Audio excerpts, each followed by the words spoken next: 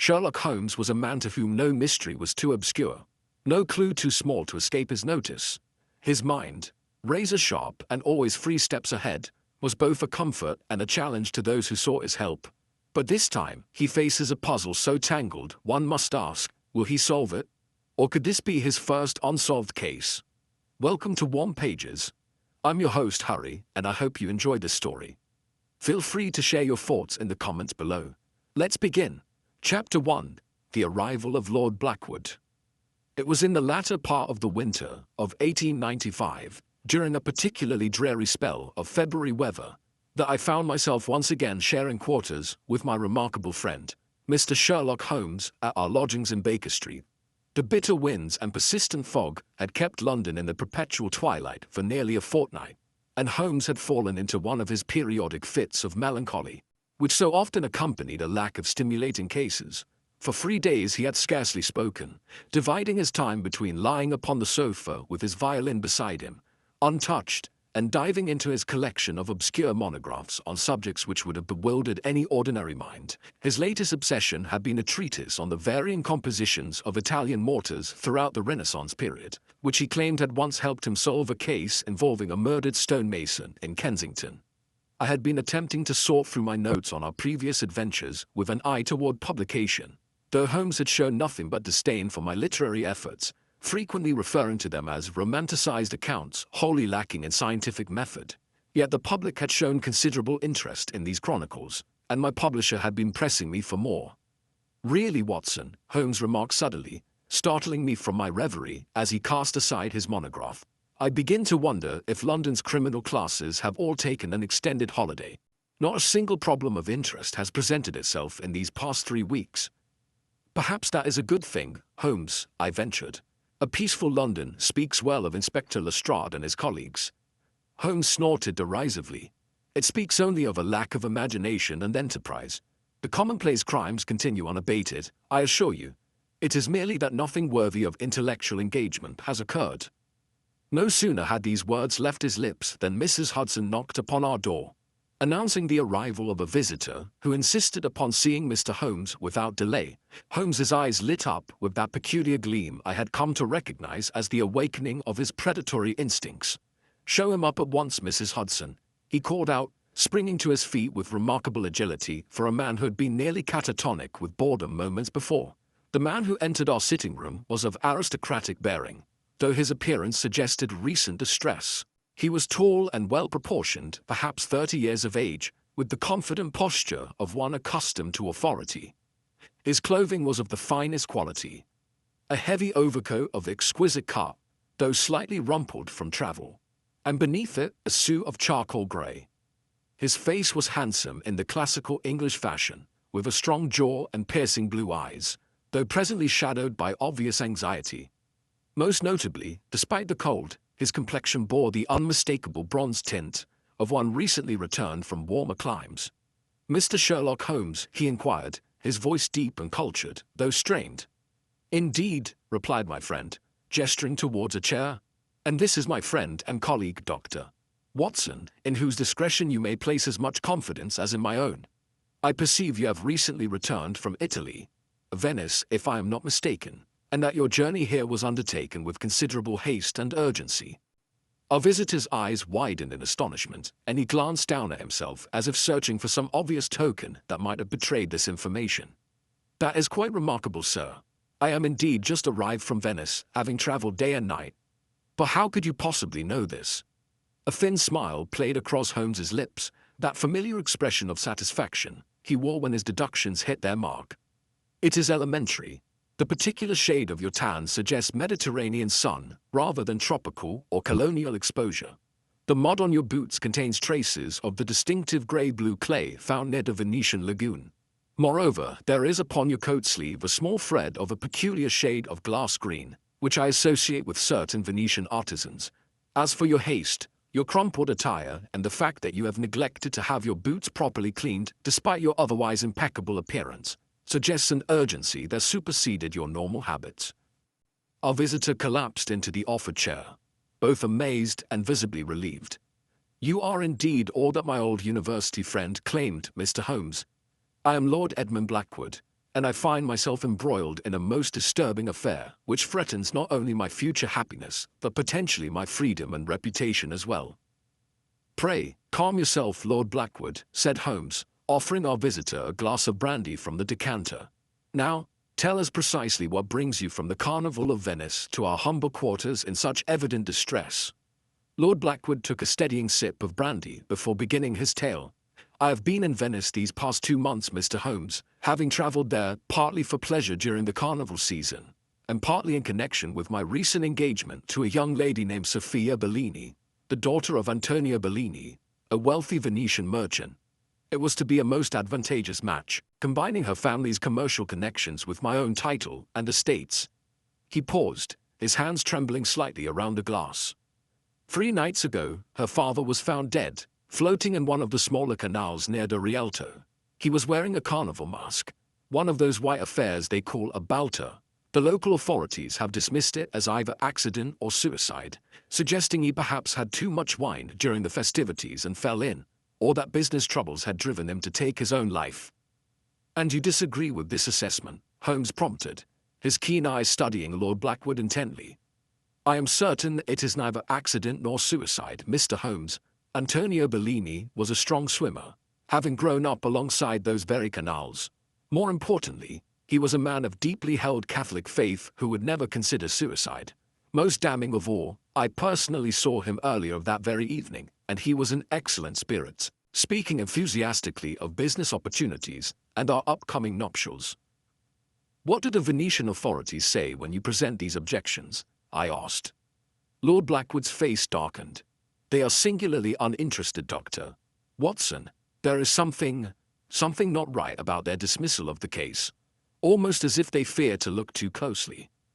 Holmes steepled his fingers beneath his chin, his gaze distant, already processing the information.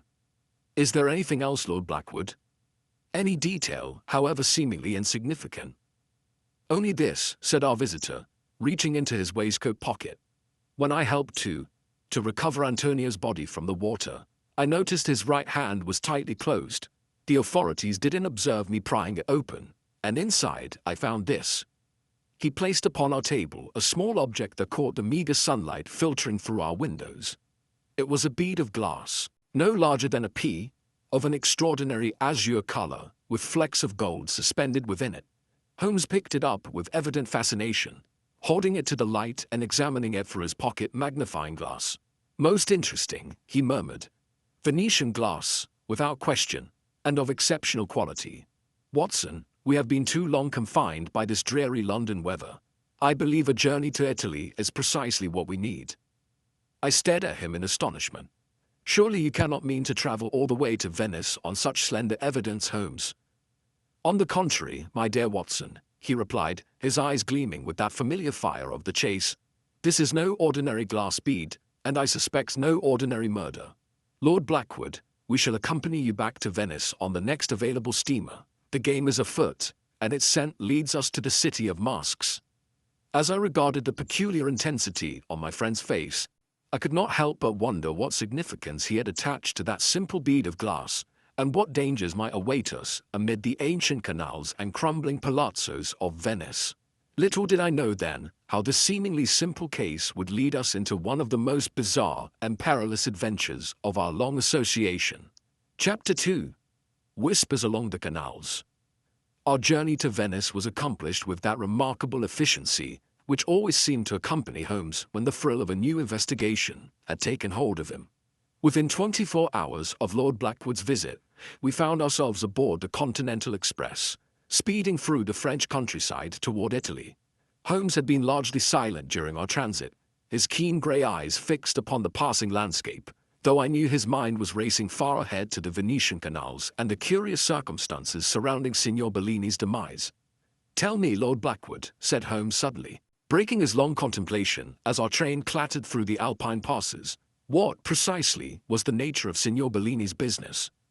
Our companion, who had been dozing fitfully in the corner of our first-class compartment, started to attention. "He was principally involved in the importation of silks and spices from the East, Mr. Holmes. The Bellini family has maintained trading connections with Constantinople and points beyond for 3 generations. They are quite well respected in Venetian commercial circles. And enemies? A man of substance invariably acquires rivals, does he not? Lord Blackwood frowned, considering the question with evident care. There was a long-standing commercial rivalry with the Moretti family. Salvatore Moretti controls a similar trade route and has been known to employ rather ruthless tactics, but business competition seldom leads to murder, surely. You would be surprised, Lord Blackwood, Holmes replied, his thin lips curving into a sardonic smile. I have found commercial advantage to be among the most compelling of motives. More blood has been spilled over profit than passion, in my experience. It was late afternoon on the following day when we arrived in Venice, the dying sunlight casting long golden reflections across the Grand Canal as our gondola slipped silently toward the Palazzo Bellini. I confess I was immediately captivated by the ancient, melancholy beauty of the city, the crumbling magnificence of its palazzos, the mysterious labyrinth of narrow canals, and the curious juxtaposition of decay and splendor that seemed to permeate every vista. Despite the solemn purpose of our visit, the city was alive with the festivities of Carnival. Masked revelers thronged the narrow streets and bridges, their fantastic costumes lending an air of unreality to the scene. Haunting music drifted across the water from unseen musicians, and the air was perfumed with exotic scents from street vendors' braziers. It is a city of secrets, Watson, Holmes remarked quietly as we glided beneath an ancient stone bridge. A perfect setting for intrigue and deception. Note how the masks allow one to move about with perfect anonymity. What better environment for a murderer? The Palazzo Bellini proved to be a venerable structure of faded grandeur, its watergate opening directly onto a minor canal not far from the Rialto Bridge. We were received in a vast salon whose high ceilings were adorned with frescoes depicting mythological scenes, now somewhat dimmed by age and the smoke of countless candles. Sophia Bellini awaited us there, a striking young woman of perhaps 22 years, clad in the somber attire of mourning. Her features, though drawn with grief, bore evidence of considerable beauty. Large dark eyes set in an oval face of classical Italian mold, with the proud bearing that I had often observed among the nobility of southern Europe. Signorina Bellini, said Holmes, bowing over her hand with uncharacteristic gallantry, may I offer my sincere condolences for your loss. I am Sherlock Holmes, and this is my colleague, Dr. Watson. We have come at Lord Blackwood's request to investigate the circumstances of your father's death. You are most welcome, Signor Holmes, she replied in excellent English, tinged with only the slightest accent. Edmund has spoken highly of your abilities. I fear the Venetian police have shown little interest in pursuing the matter farther. Pray, tell me of your father's demeanor in the days before his death, Holmes said. Once we had been seated and offered refreshments by an elderly servant, had you noticed any change in his habits or temperament? The young woman hesitated, exchanging a glance with Lord Blackwood. He had become preoccupied, she admitted. For several weeks, he would lock himself in his study with old manuscripts and maps. When I inquired, he spoke vaguely of researching our family history, but there was something furtive in his manner that was most unlike him. Did he mention any threats against his person? Any unusual visitors? Not directly, no. But twice I observed him in conversation with a man I had never seen before. A glassblower from Murano, I believe. Their discussions appeared most intense, though they would fall silent when I approached. Holmes leaned forward, his interest visibly piqued. This glassblower, can you describe him? An elderly man with a distinctive burn scar upon his right cheek. I believe his name is Ziani, Marco Ziani. He is well known for his exceptional craftsmanship. My father commissioned some special pieces from him recently, though I never saw the completed works. Most illuminating, murmured Holmes. And where precisely was your father's body discovered? Lord Blackwood answered this question, his voice tight with controlled emotion. In the Rio di San Cassiano, a small canal not far from here. It was after midnight, and a passing gondolier spotted something in the water. By extraordinary coincidence, I was returning late from a carnival gathering and happened upon the scene just as they were bringing him ashore. And the mask he wore, this porter, was it his own? Yes, he had worn it to a gathering earlier that evening. We had supped together at the Café Florian in the Piazza San Marco before parting ways. He was in excellent spirits, discussing our wedding plans and the new business venture he planned to launch in the spring. Holmes nodded thoughtfully, then rose to his feet with sudden decision. I should like to examine the site where the body was found, and then, perhaps Signor Bellini's study, if that would be permitted. The canal where Antonio Bellini had met his end proved to be a narrow, ill-lit waterway, flanked by the high walls of ancient buildings, their windows set far above the waterline. Holmes spent nearly half an hour examining the crumbling stonework of the embankment and the slimy steps of a small water door that opened onto the canal at the precise spot where the body had been recovered. "Note the absence of defensive wounds on the stonework, Watson," he remarked, scrutinizing the moss-covered edge with his lens. "Had there been a struggle, I would expect to find some indication. Scraped stone, torn vegetation, perhaps a button or thread." "Perhaps he was dead before entering the water," I suggested. "A distinct possibility. The current medical examiner, a doctor, Morelli, I believe, Lord Blackwood said, attributed death to drowning, but I should very much like to hear his reasoning." "Ah, what have we here?" With delicate precision, Holmes extracted a tiny object from a crevice in the ancient masonry. Another glass bead, this one of deep crimson hue, similar in craftsmanship to the azure specimen Lord Blackwood had shown us in London. "Curious," he murmured, pocketing the find. "Most curious indeed." Our examination of Bellini's study proved equally interesting. It was a handsome chamber lined with volumes bound in vellum and leather, many of them appearing to be of considerable antiquity. A large desk dominated the room, its surface covered with papers which had been disarranged, presumably by the police during their cursory investigation. Holmes immediately set to work, his nimble fingers sorting through the documents with methodical care. "These are shipping manifests, commercial correspondence, nothing unusual for a merchant of Bellini's standing," he observed. "But these," he indicated a separate stack of yellowed parchments. "These are something quite different. Historical documents, Watson, dating back several centuries. And look here." He held up a sheet covered in what appeared to be ciphered text, alongside a partial translation in Bellini's handwriting. Our victim was engaged in deciphering an ancient code, it seems, most intriguing.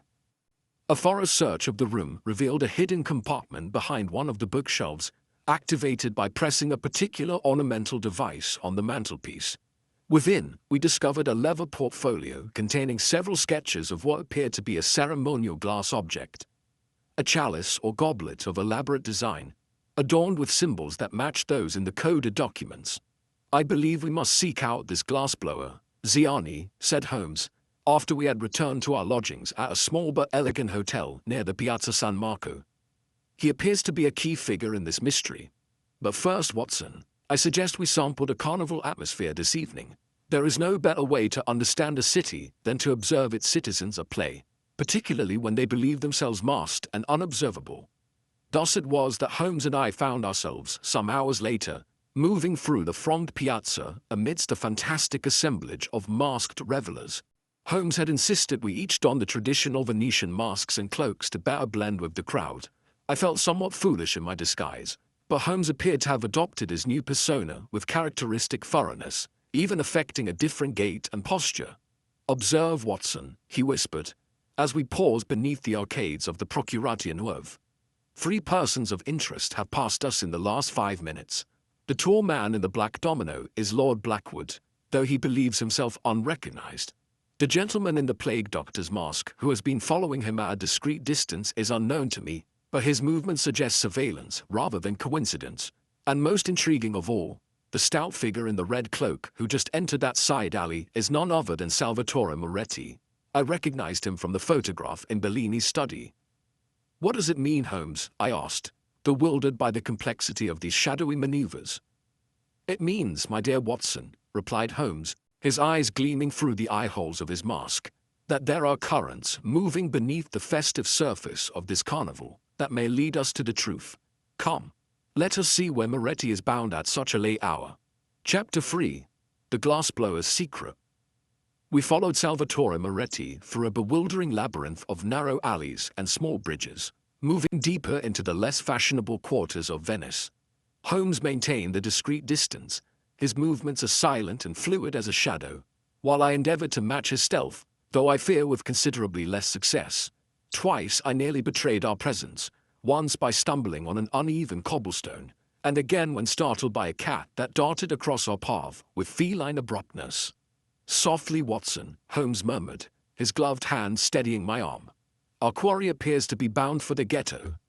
Indeed, we soon found ourselves crossing a small bridge into what I recognized as the ancient Jewish quarter of Venice, where the buildings rose higher than in other parts of the city, creating a closed, almost claustrophobic atmosphere. Here the carnival revelry was notably subdued, with fewer masks and merrymakers evident in the narrow streets. Moretti paused before an unprepossessing doorway, glancing furtively about before rapping 3 times upon the weathered wood. After a moment, the door opened just enough to admit his bulky frame, then closed swiftly behind him. "What now, Holmes?" I whispered, as we concealed ourselves in the shadows of a recessed doorway opposite. "We wait, Watson. I suspect this clandestine meeting may prove most illuminating." We maintained our vigil for perhaps 20 minutes before the door opened once more. Moretti emerged, now accompanied by a taller figure wearing the disturbing beaked mask of a plague doctor, the same individual Holmes had earlier observed following Lord Blackwood. They conversed in low tones for several moments, their breath forming small clouds in the chill night air. Though I could not distinguish their words, the intensity of their exchange was evident in their gestures. Finally, they parted ways, Moretti retracing his steps toward the more populous quarters of the city, while the masked stranger proceeded in the opposite direction. "A choice presents itself, Watson," said Holmes thoughtfully. "Do we follow Moretti or his mysterious associate?" "Surely Moretti is the more substantial lead," I suggested. "He is, after all, Bellini's known rival." "Precisely why he may be less interesting at this juncture," Holmes replied. "Too obvious a suspect often proves disappointing. No, I believe our plague doctor merits closer attention." We set off in pursuit of the beaked mask, following at a discreet distance as our quarry navigated the Warren-like streets with the confidence of one intimately familiar with their convolutions. After several minutes, he emerged onto a broader thoroughfare and hailed a passing gondola. "Confound it," I muttered, as we watched the craft glide silently away. "We've lost him." "Perhaps not," Holmes replied, gesturing toward another gondola, approaching from the opposite direction. "Fortuitous timing, would you not agree?" Within moments, we were similarly afloat upon the dark waters, Holmes having provided our gondolier with instructions and a generous advance payment. The skilled boatman propelled us swiftly in pursuit, maintaining a distance that would not arouse suspicion, yet keeping our target within sight. "He appears to be bound for Murano," Holmes observed, as our craft entered a broader stretch of the lagoon. "The island of glassblowers, Watson. A rather significant destination, would you not agree?" The island of Murano, when we reached it some quarter-hour later, presented a stark contrast to the elegant, if decaying grandeur of Venice proper. Here was a working community, its skyline punctuated by the distinctive conical chimneys of numerous glass foundries, most now dark and dormant at this late hour. Our mysterious quarry disembarked at a small quay and proceeded directly to one such establishment, a modest building distinguishable from its neighbors primarily by a faded sign depicting a winged lion, the emblem of Venice, fashioned in colored glass.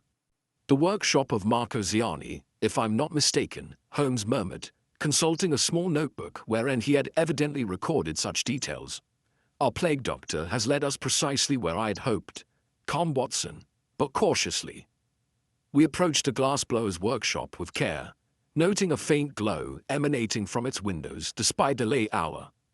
Holmes circled the building with silent efficiency, finally pausing by a small side window through which we could observe the interior without being detected.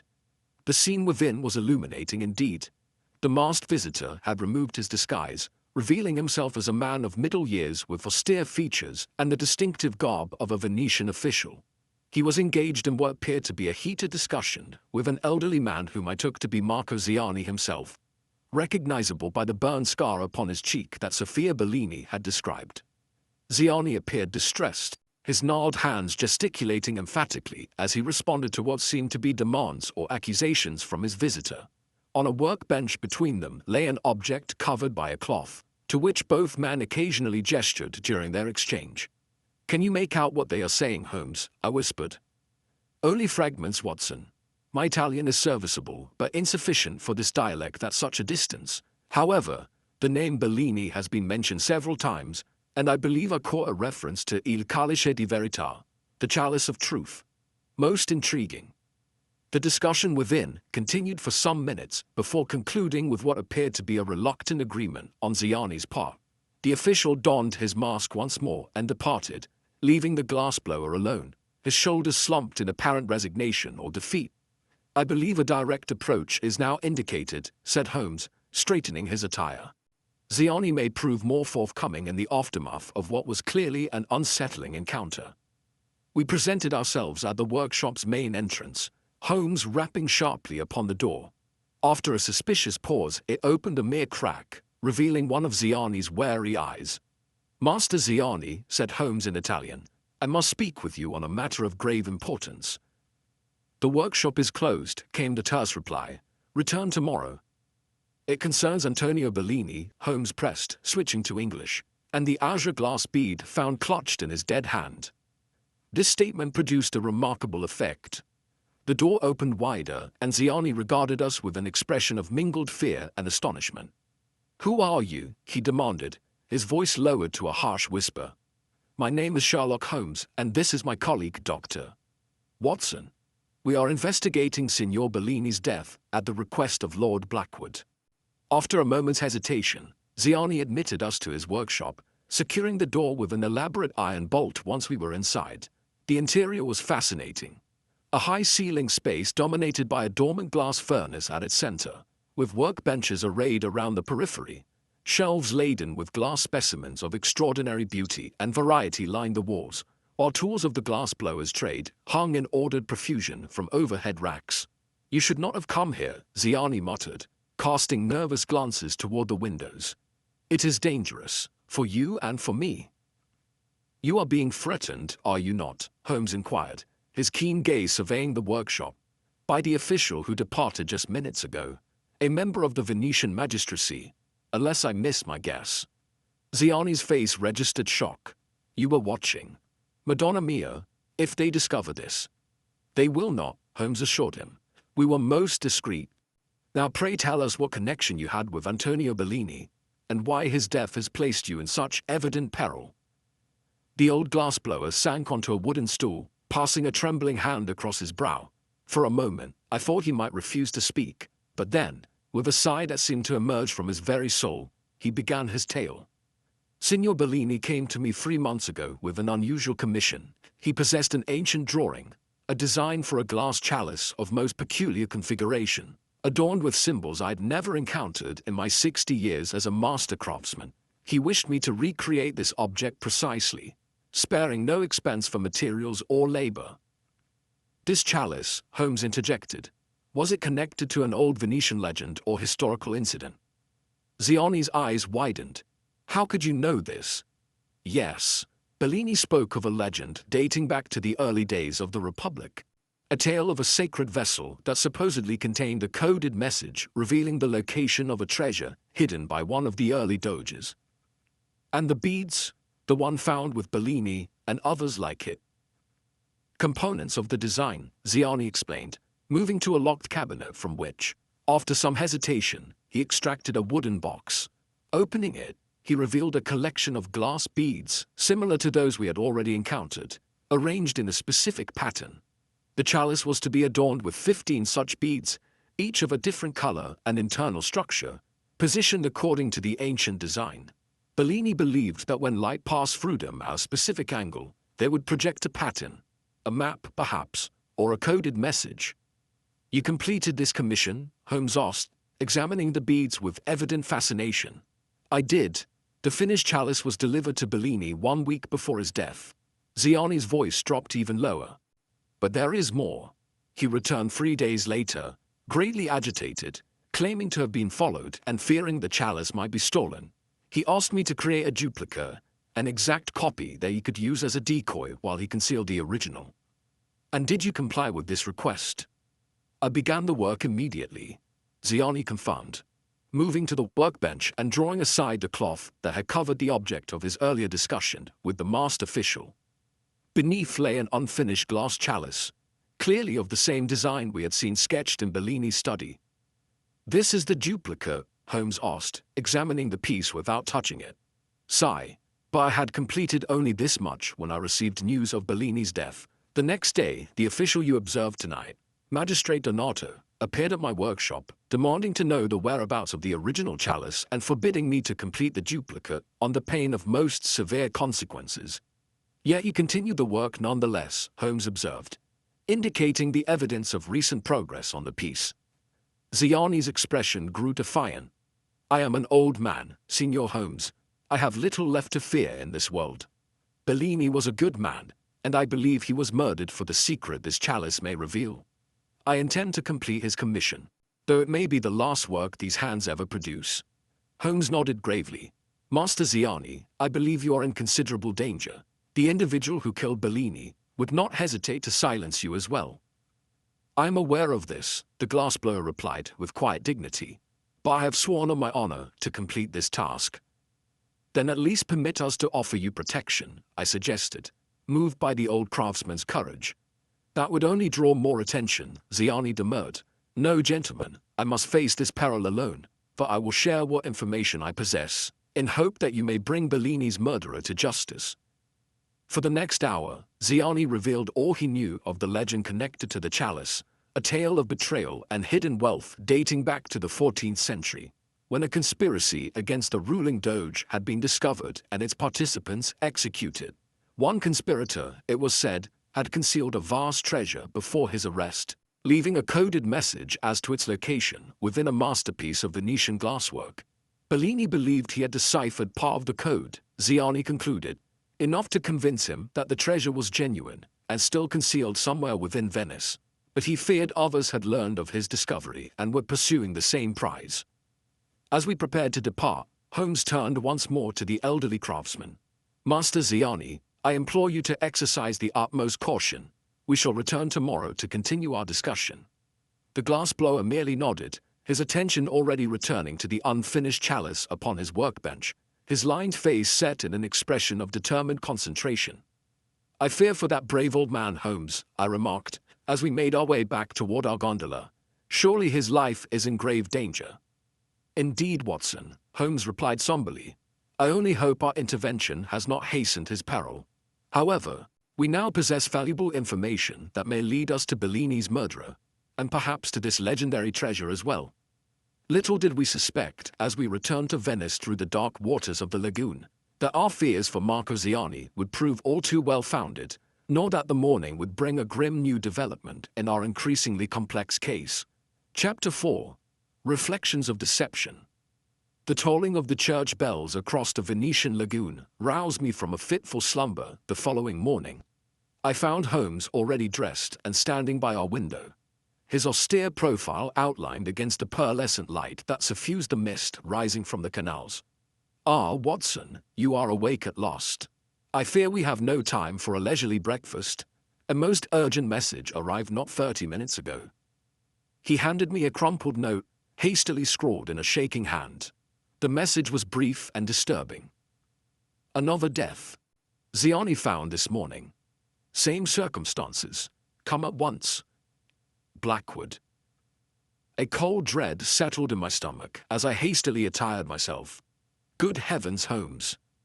The poor man was alive and well when we left him only hours ago. Indeed, Watson. I blame myself for not insisting he accept our protection. We must make haste to Murano. A swift gondola journey brought us to the glassblower's island, where we found a small crowd gathered outside Ziani's workshop. Lord Blackwood met us at the perimeter, his face grave. It happened sometime during the night, he informed us in hushed tones. A gondolier discovered the body floating near the quay at first light. Just like Bellini, he wore a carnival mask. Not a bolter, I presume, Holmes interjected sharply. Lord Blackwood looked startled. No, as a matter of fact, it was a volto, a full-face mask with gilded accents. How could you possibly know it would be different? A reasoned inference, Holmes replied. May we examine the body? We were led to a small boathouse where Ziani's body had been respectfully laid out. Holmes conducted a meticulous examination, his keen eyes noting every detail of the corpse's condition. The elderly glassblower presented much the same appearance as Bellini had reportedly shown. The signs of drowning evident, though from my medical perspective, Certain subtle indications suggested the drowning might have occurred post-mortem. "Observe the bruising at the base of the skull, Watson," Holmes murmured, his finger hovering just above the area in question, consistent with a forceful blow delivered from behind. "And here, upon the fingertips, traces of glass dust and a peculiar residue I believe to be a specific flux used in glass-making." "He was working on the chalice when attacked," I surmised. "Precisely. And yet the duplicate chalice is nowhere to be found in his workshop. I am informed by the local authorities. We must inspect the premises ourselves." Ziani's workshop showed clear signs of a violent struggle. Workbenches overturned, tools scattered across the floor. A smear of blood upon one wall where someone had evidently struck it with force. Most significantly, as Holmes had noted, the unfinished chalice was indeed missing. "The assailant came for the chalice," Holmes observed, examining the disturbed scene. "Ziani resisted, was struck down, and then, to maintain the pattern established with Bellini, was fitted with a carnival mask and deposited in the canal." "But why the different mask, Holmes?" I inquired. "That, my dear Watson, is perhaps the most illuminating detail of all. Let us return to Venice proper. I believe we have an appointment at the Biblioteca Marciana. The venerable library, housed in the magnificent Renaissance building facing the Piazzetta San Marco, contained one of the finest collections of historical documents in Europe. Holmes had evidently sent a message ahead, for we were expected and promptly escorted to a private reading room where several ancient tomes had been assembled for our perusal. "I telegraphed from London requesting certain materials be prepared," Holmes explained. "Ah, excellent. Here we have Cronici della Repubblica Veneta, a 16th-century account of the governance of Venice." For 2 hours, Holmes immersed himself in the dusty volumes, occasionally making notes or requesting additional references. I assisted as best I could, though I confess the archaic Italian tested the limits of my linguistic abilities. "Watson," Holmes said suddenly, his finger tracing a passage in the particularly ancient manuscript, "listen to this account of the Congiura dei Mascherati, the conspiracy of the masked ones, dating from 1378.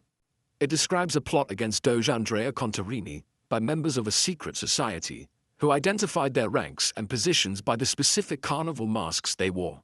The leader wore the Balto, his lieutenant the Volto, his treasurer the Medico della Peste, the plague doctor, and so forth." "Good heavens, Holmes! Are you suggesting the murders are following the pattern of this ancient conspiracy?" "Not merely suggesting, Watson. I am increasingly convinced of it. Bellini, found wearing the Balto, represented the leader of this reconstructed society. Ziani, with the Volto, was cast as the lieutenant. If this pattern continues, we may anticipate a third victim wearing the plague doctor's mask. But to what purpose? Surely this ancient conspiracy has no relevance to modern Venice." "On the contrary, it has every relevance if what they saw then remains undiscovered now, a treasure of sufficient value to kill for. According to this chronicle, the conspiracy was betrayed before it could reach fruition, its members arrested and executed. However, rumors persisted that the society's accumulated wealth, intended to finance their coup, was never recovered. And Bellini believed he had discovered its location through the coded message in the glass chalice," I concluded, the pieces beginning to align in my mind. "Precisely. Now, let us visit Signor Bellini's study once more. I believe there may be documents we overlooked on our previous examination." Upon our return to the Palazzo Bellini, we were met by Sophia, whose grief now appeared compounded by anxiety. "Another man dead, Signor Holmes. I am frightened. What connection had this glassblower to my father, and why were they both killed in such a similar manner?" "They shared knowledge of a secret that someone wishes to keep buried, or perhaps to claim exclusively for themselves," Holmes replied. "Miss Bellini, did your father maintain a private archive beyond the study we examined previously? Perhaps a collection of historical documents or family papers?" The young woman hesitated, then nodded. "There is a small chamber adjacent to his bedroom, where he kept our most precious family heirlooms and documents. I did not think to mention it before, as the police showed no interest in such matters." The chamber in question proved to be a veritable treasury of historical materials. Generations of Bellini family documents preserved with meticulous care. Holmes fell upon these with restrained enthusiasm, and within half an hour had assembled several items of particular interest. "Look here, Watson." A family genealogy tracing the Bellini lineage back to the 14th century. And note this entry: Matteo Bellini, 1378, consigliere al Doge, counselor to the Doge, during the very period of the masked conspiracy. Are you suggesting Bellini's ancestor was involved in this plot? Not merely involved, Watson. I believe he may have been the treasurer, the one who concealed the conspiracy's funds, and his descendant, Antonio Bellini, discovered this connection and sought to locate the hidden treasure using clues passed down through his family line. But how does this relate to the chalice Ziani created? I suspect the original chalice was itself a coded map or key, perhaps created by Matteo Bellini as insurance should he be captured. The design was preserved in family documents, but its significance remained unrecognized until Antonio Bellini deciphered its purpose. Holmes carefully refolded the documents, placing several in his pocket with Sophia's permission. We must attend the Doge's Palace masquerade this evening, Watson. If my theory is correct, our culprit will be present, and possibly seeking a third victim to continue the pattern of the ancient conspiracy. That evening found us amidst the glittering splendor of one of Carnival's most prestigious events, a grand masked ball held in the magnificent chambers of the Doge's Palace. The scene was one of extraordinary opulence and theatricality, with hundreds of elaborately masked and costumed guests moving through rooms whose gilded ceilings and priceless artworks spoke of Venice's storied past. Holmes had insisted we adopt suitable disguises.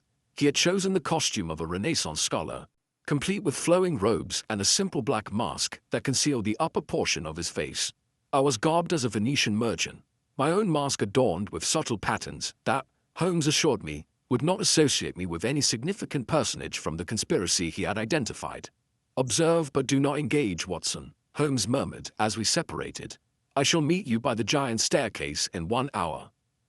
I circulated through the glittering assemblage, noting the presence of Lord Blackwood engaged in conversation with Sophia Bellini, both suitably masked but recognizable to one who knew them.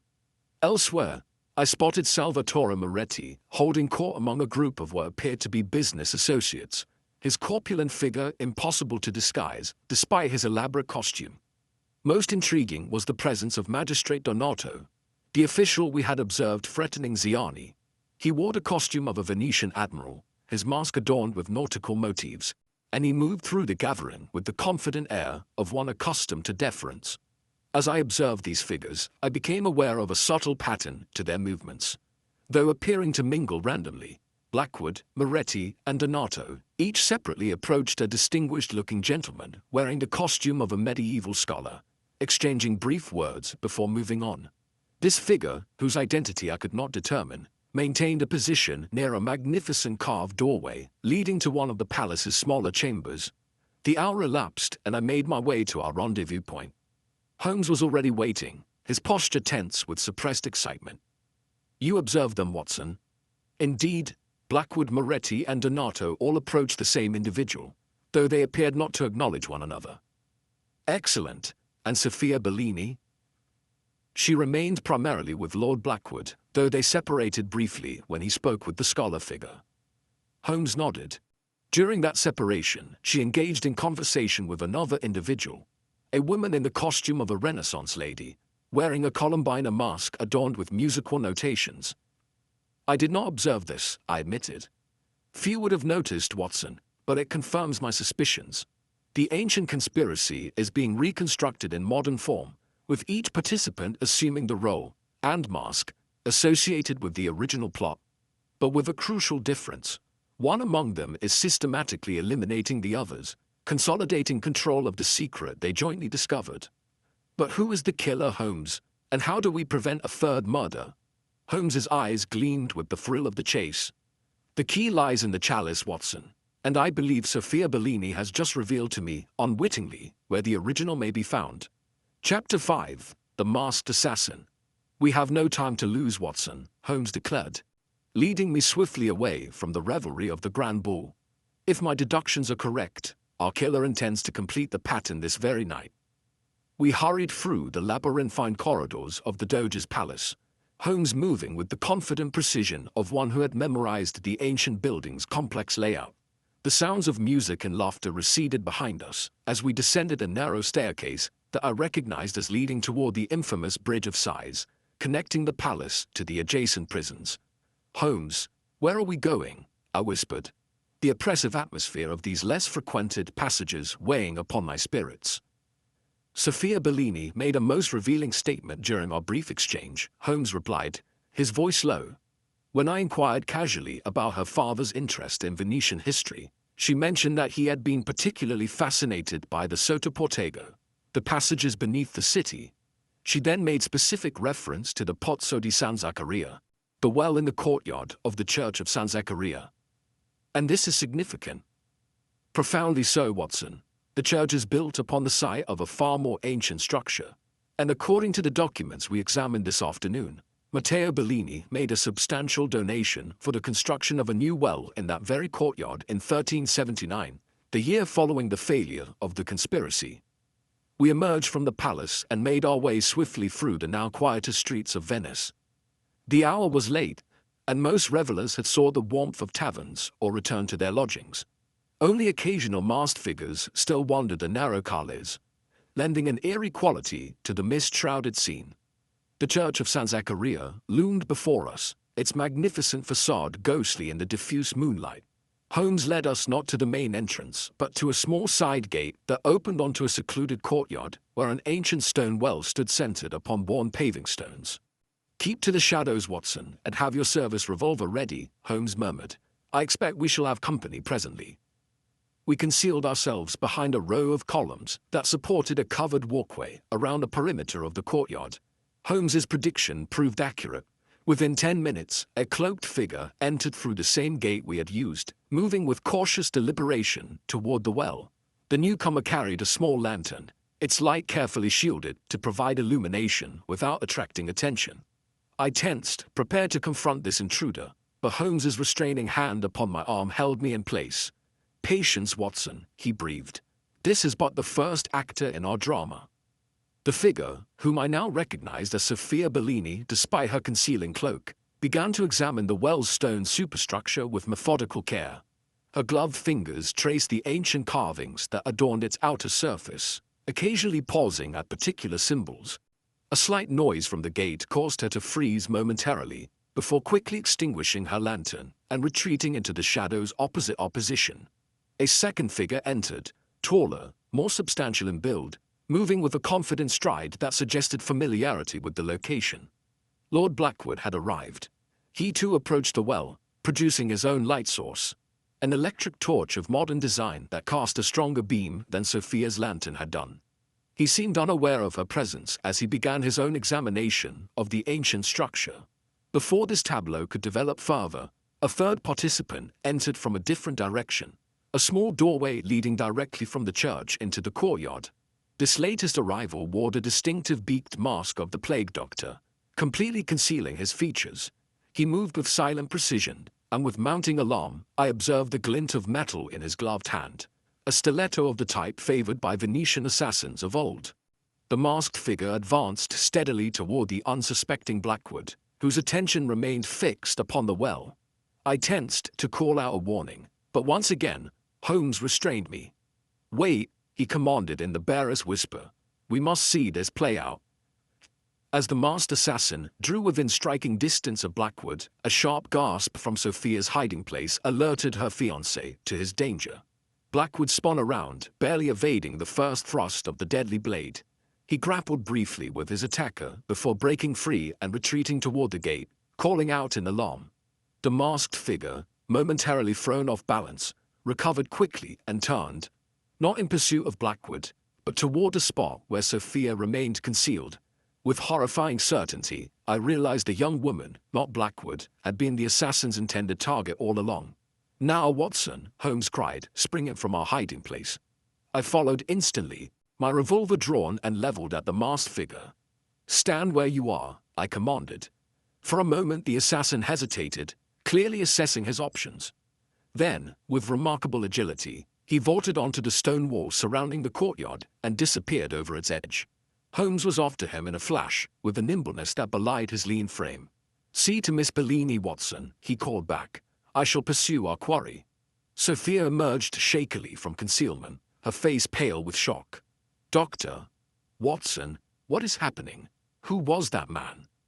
The killer of your father and Marco Ziani, I replied grimly, assisting her to a stone bench. And you were to be his third victim. But why? I have done nothing. You share knowledge that the killer wishes to possess exclusively, I explained, keeping watch on the surrounding shadows lest the assassin double back. The secret of the treasure your father discovered. Lord Blackwood reappeared, accompanied by 2 uniformed members of the Venetian constabulary, whom he had evidently encountered during his flight.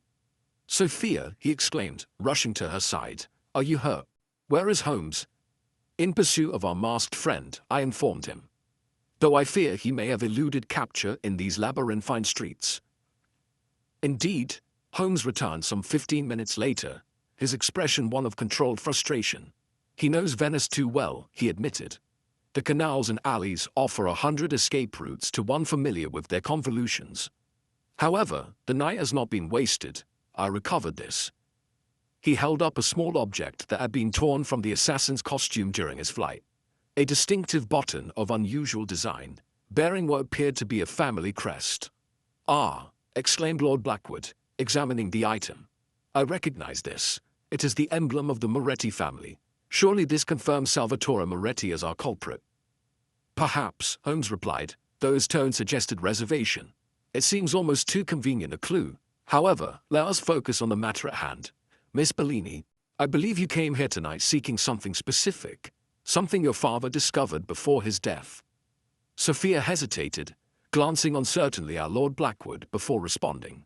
Yes, Mr. Holmes.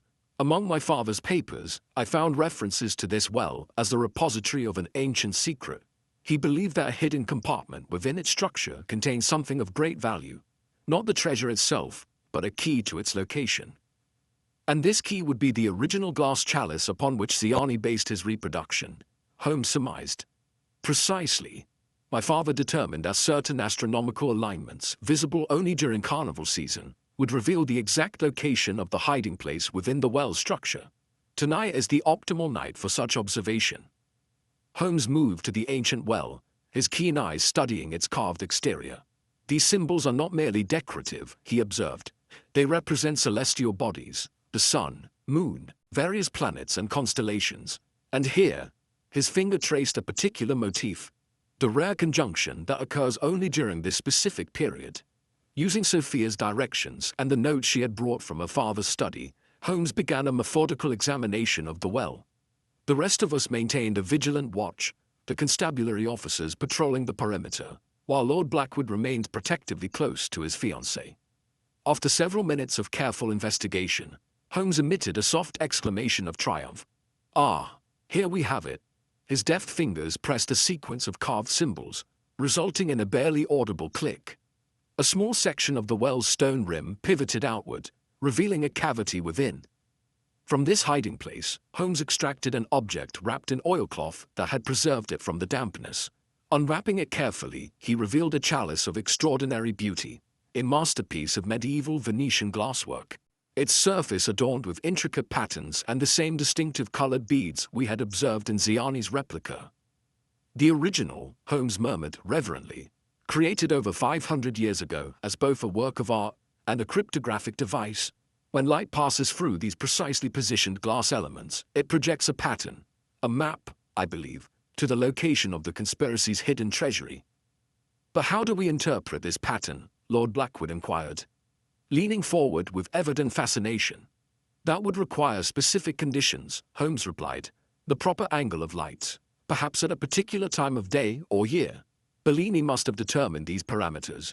He was interrupted by the sudden reappearance of our masked assailant, who had evidently circled back and now stood at the courtyard gate, accompanied by 2 rough-looking men armed with pistols. I believe I can assist with those parameters, Mr. Holmes, came a cultured voice from behind the plague doctor's mask. If you would be so kind as to surrender the chalice. The speaker removed his mask, revealing not the face of Salvatore Moretti as we had expected, but the austere countenance of Magistrate Donato. Ah, Magistrate, Holmes responded with remarkable composure. I suspected we might enjoy your company again this evening. Your theatrical entrance confirms my deductions most satisfyingly. You have led me on a merry chase, Mr. Holmes. Donato replied, his tone conversational despite the menace of his armed companions. I had hoped to resolve this matter more discreetly, but you have forced my hand. As you forced the hands of Antonio Bellini and Marco Ziani into death grips, Holmes rejoined. A most elegant scheme, I must admit. You discovered Bellini's research into his ancestors' role in the conspiracy, and rather than simply stealing it, you inserted yourself into his confidence, offering the protection of your official position while you learned all he knew. Donato inclined his head slightly, acknowledging the accuracy of Holmes's assessment. The old man was remarkably trusting once I expressed interest in his historical theories. He revealed everything, the significance of the chalice, the astronomical alignments, even this location, but he became suspicious when certain documents disappeared from his study. So you silenced him, making his death appear connected to the ancient conspiracy, by placing him in the Bolter mask, the leader's symbol, Holmes continued.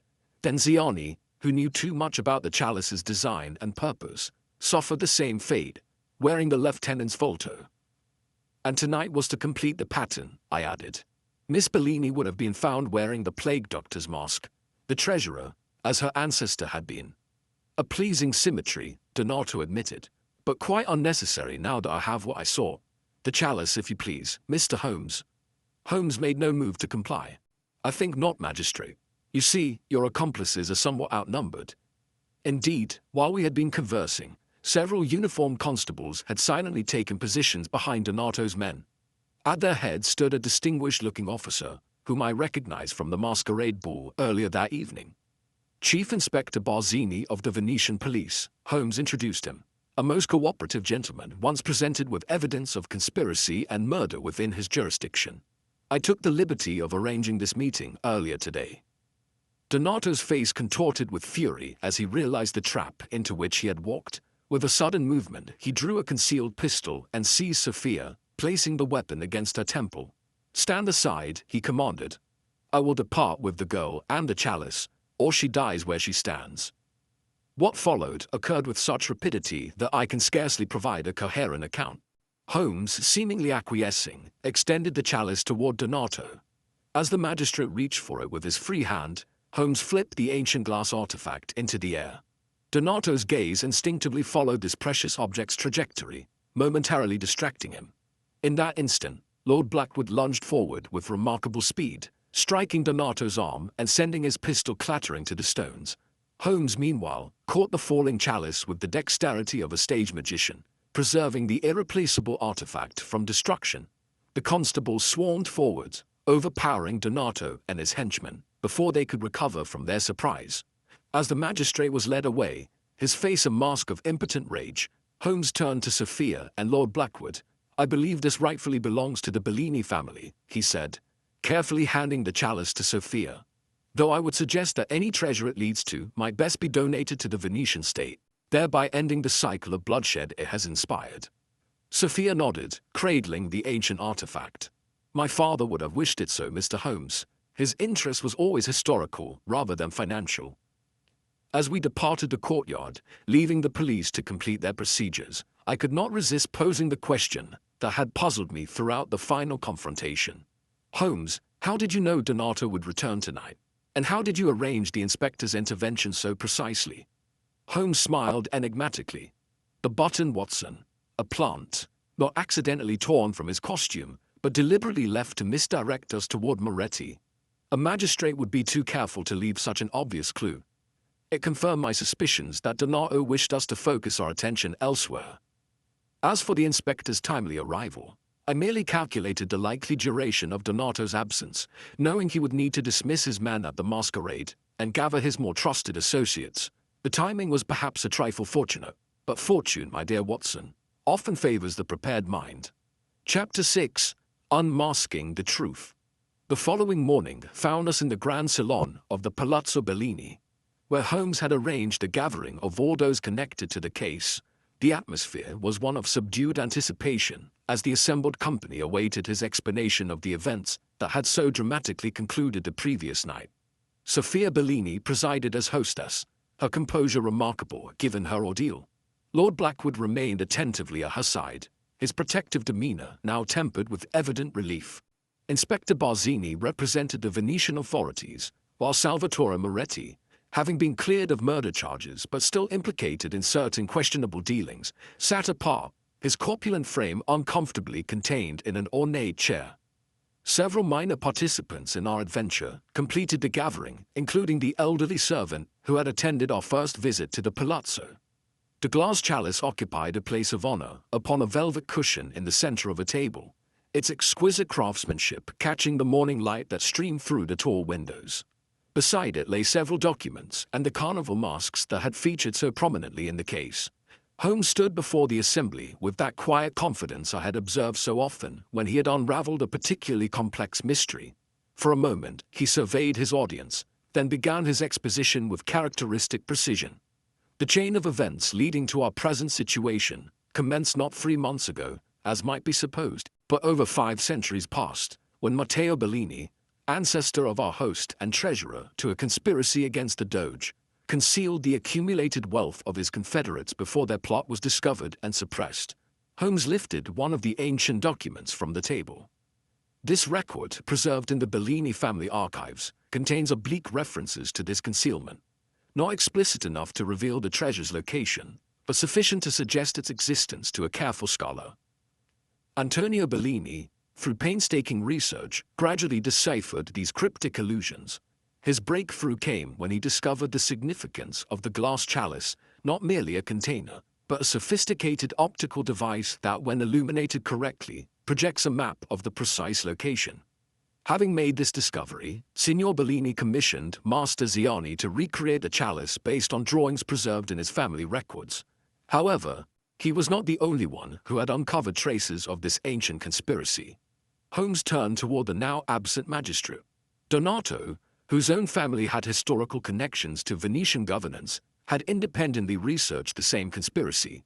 When he learned of Bellini's discoveries through his official channels, he insinuated himself into Bellini's confidence under the guise of historical interest.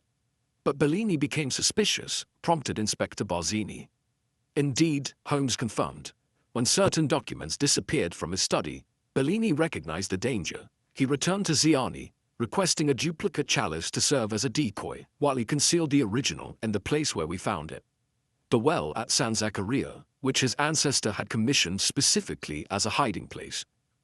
Before the duplicate could be completed, Donato acted. He murdered Bellini, staging the death to resemble an accidental suicide, but with a theatrical flourish, the Bauta mask, symbol of the conspiracy's leader. He then eliminated Ziani, who knew too much about the chalice's purpose, marking him with the Volta mask of the lieutenant.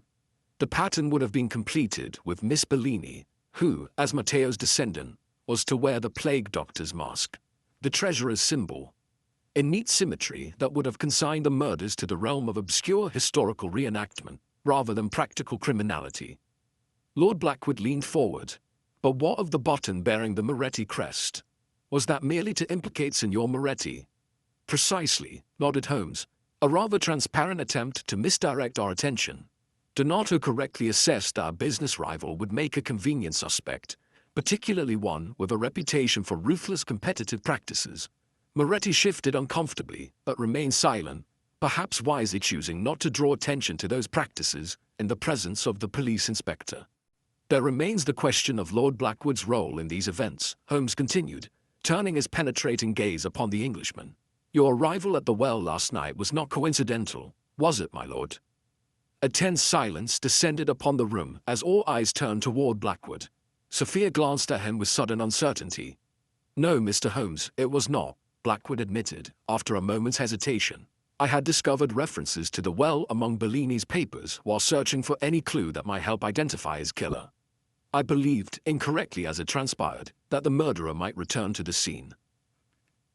A partial truth, Holmes acknowledged, but not the complete story. You were aware of the treasure's existence before Bellini's death, were you not? Indeed, it was the primary reason for your interest in an alliance with the Bellini family. Color rose in Blackwood's face. I do not deny that I was initially attracted by rumors of the family's historical connection to a lost treasure. My own estates in England are, regrettably, encumbered with debt. However, he added quickly, turning to Sophia, my affections are genuine, I assure you. Sophia regarded him with an expression I could not quite interpret, disappointment tempered, perhaps, with understanding. Lord Blackwood is guilty of opportunism rather than criminality, Holmes concluded. His presence at the well last night, while self-interested, proved fortunate in the confrontation with Donato. The inspector cleared his throat. And the treasure itself, Signor Holmes? Has its location been determined? In response, Holmes approached the chalice. With Miss Bellini's permission, I conducted an experiment at dawn this morning, using the chalice according to the parameters established in her father's notes. He gestured toward the tall windows. When the rising sun strikes the chalice at precisely the correct angle, light passing through these specifically positioned glass elements projects a pattern upon the opposite surface. Holmes indicated a large map of Venice spread upon the table. The projection overlays the modern city with remarkable precision, indicating a location beneath the foundations of a particular building. "We shall remain unspecified for the moment," interjected Sophia firmly. "As the last of the Bellini line, I believe it is my responsibility to determine the appropriate disposition of this legacy." She rose gracefully, addressing the assembled company. "The treasure, if it indeed exists, belongs properly to Venice itself. My father's interest was historical, not material, and I intend to honor his scholarly approach. Once properly documented and excavated with appropriate archaeological supervision, any findings will be donated to the city's museums." Inspector Barzini bowed slightly. "The Venetian authorities are most grateful for your generosity, Signorina Bellini." As the gathering dispersed, Holmes and I found ourselves alone with Sophia in the Palazzo's small garden overlooking the Grand Canal. The morning was bright, the famous Venetian light rendering even the most weathered architectural elements with crystalline clarity. "You have done a great service to my family and to Venice, Mr. Holmes," Sophia said, genuine gratitude evident in her voice. "Though I have lost my father, I have gained a clearer understanding of our history and purpose." "Your father was a man of principle and intellectual curiosity," Holmes replied, "qualities that evidently continue in his daughter." "And what of Lord Blackwood?" I ventured to ask. "His motives were not entirely honorable." Sophia smiled slightly. "Perhaps not initially. But there are different kinds of treasure, Doctor Watson. Edmund and I have much to discuss about our future, but I believe there may yet be a foundation for mutual understanding." We took our leave shortly thereafter, engaging a gondola to return us to our hotel. As we glided through the Venetian waterways, now restored to their customary tranquility after the feverish excitement of Carnival, Holmes fell into one of his contemplative silences. "A satisfactory conclusion, would you not agree, Watson?" he said at length, his gaze fixed upon the passing facades of ancient palazzos.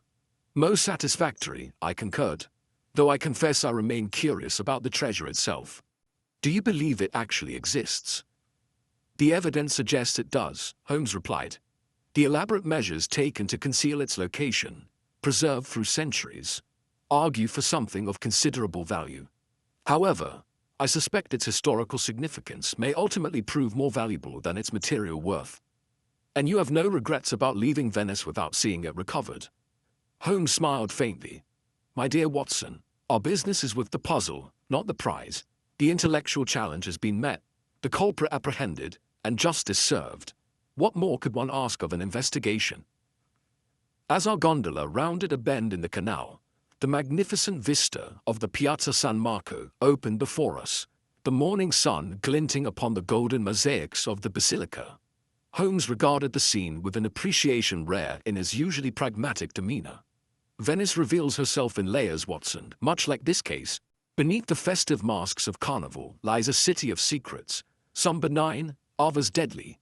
It reminds us that surface appearances rarely tell the complete story."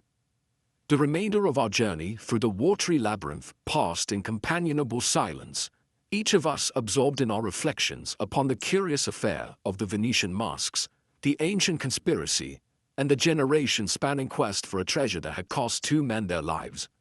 That evening, as we sat upon the terrace of our hotel, overlooking the lagoon, the sunset painting the waters with a palette of gold and crimson, Holmes raised his glass in a toast.